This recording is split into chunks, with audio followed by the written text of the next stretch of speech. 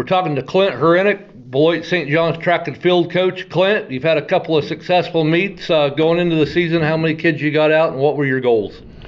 Yeah, thanks for having me, John.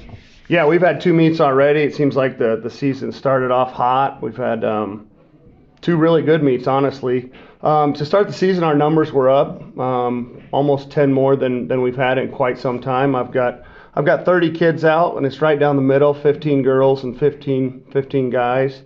In terms of upperclassmen, I've got 11 upperclassmen and then 19 freshmen and sophomores. So we're pretty young. We've got some people coming back from last year and the year before that have some state experience. But in general, we're pretty young. But I've been impressed as all get out. These kids showed up on day one. They want to work hard. They want to improve themselves, whether, even if sometimes it's for another sport. They're going out for track to try to get better for that other sport. So far it's just been awesome.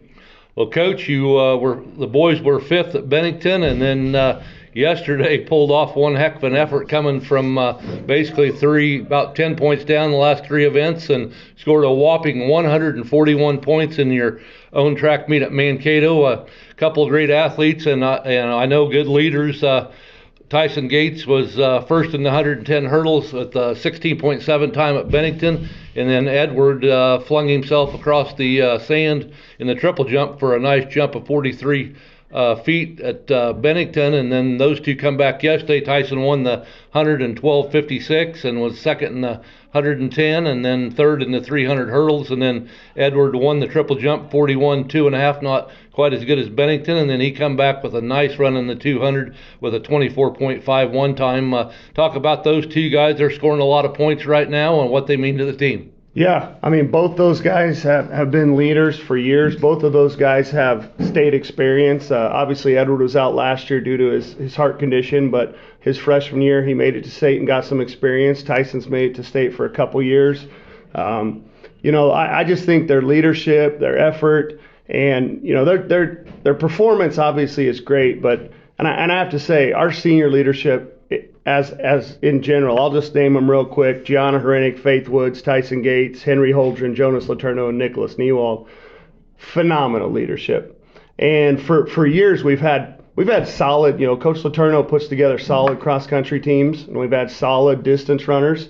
But it seems like the years of working on sprinters is starting to pay off a little bit. Edward, like you said, in that 200, and Tyson in the 100, and we got Caden Brummer back, who moved away for a couple years and came back this year, and he's placing in the sprint events.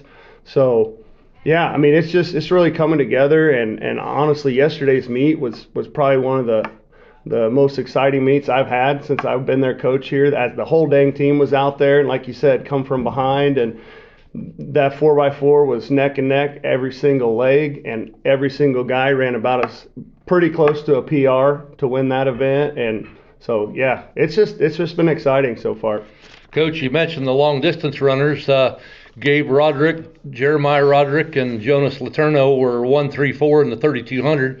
So that's 16 and at least 20 points there. And then Gabe came back in the high jump, got third, and then Jonas was second in the 1600. You mentioned sprinters, jumpers, and then you score 30 points, almost 40 points with your long distance people. Kind of talk about the long distance guys and what they mean to the team.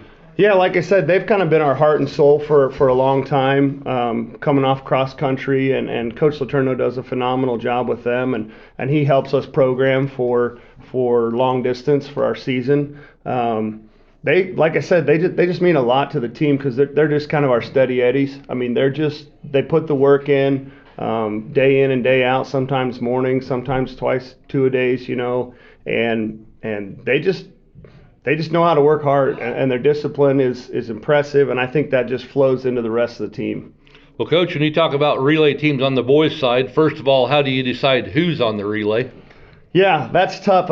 Obviously people think like, well, whoever the 4 fastest are, but sometimes there's just a difference in leadership, in how they're going to flow together, how they're going to do handoffs and stuff. This is the first year in a while. We've had some good 4x1s before I got here, so I think some state championship 4x1s with the Perez twins and some other kids. but just getting them to mesh together, having a competitive 4x1 this year's fun. Having a competitive 4x4. Our 4x8's coming around. We've got a little work to do there, but I enjoy relays. I think it's that camaraderie, that teamwork. It's fun to see. Coach mentioned those relays, second in the 4x100 with Gates, Holdren, Horinek, and Brummer, and then tells you what kind of athletes you are when you go in and win the 4x400 at your own meet with some very good teams up at Mankato with a time of 3:43.13. Henry Holdren was second in the 800. Nicholas Newald was fourth in the 400. Of course, Edward Horinek wins the triple jump in the 200, and then Caden Brummer gets fourth in 200. So they showed right there they're great athletes, and that was a great win for the relay team yesterday. Yep. And I'd be remiss to not mention Nicholas Newald on that. He ran anchor on that 4x4, and giving all he's got is an understatement. He about died when he crossed the finish line. It took everything he got, but he did it. He got past about 150 meters left. I thought that might be it for him, and he turned it on against that wind and finished it. Wow. Then on the girls, fourth at Bennington, 59 points. Fourth at St. John's, 55 points. So they're scoring a lot of points, showing some competition. Of course, you had the Bennington girls, which is always tough. And then yesterday you had Osborne. Kind of talk about your goals with the girls team and how many you got out there. Yeah, so we've got 15 girls, and actually most of our girls are underclassmen. We've got a freshman class that had a really good year last year in junior high. Addison Bergman, Zelly Horinek, a couple other girls that they're hard workers, and they've got some talent to them. So then we've got our leaders. Gianna Horinek has made it to state in discus, and she's looking to go there again this year. Linnell Gingler has a lot of experience as a junior, missed out on state in 2 different events by 1 spot last year, so she's hungry for it. And like I said, that group of young girls is looking up to those girls, and they're really getting after it. So, having 15 girls and 15 boys is kind of fun. We're split down the middle and kind of going at each other, see who can do better and such. Well, it never hurts when you got a couple great athletes like Linnell Gingler, who was fourth in the 800, and Kendra Gingler won the 300 at Bennington, second in the 300 at St. John's, and was third in the 100-meter hurdles yesterday. Those Gingler girls are athletic and smart. Yeah, for sure. And I have to mention this year we added Leah Bergman onto our coaching staff, and that's just been tremendously helpful for me. And honestly, the fun part is what she ran track in college, so she has a lot of experience. But we're kind of opposite in what our specialties are, and man, I've just seen how much that helps. She works with the hurdlers, the jumpers, and javelin throwers. And I'm more of a sprinter thrower, and then we've got Coach Letourneau for the distance. So she's been a huge help and a ton of knowledge bringing to us. So it's been awesome.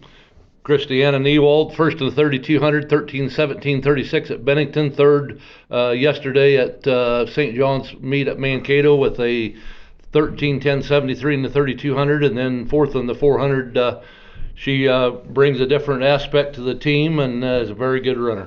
Yeah, Coach Bergman and I probably talk about her more than anyone because we've just seen a tremendous jump from last year to this year, and she's so versatile. I mean, you can compete for a win in the 2 mile and turn around and compete for a win in the 400, and honestly, she could probably compete in the shorter sprints, long jump. So she's an explosive athlete that has endurance too. So we're planning on big things for her. We've enjoyed seeing what she could do so far this year.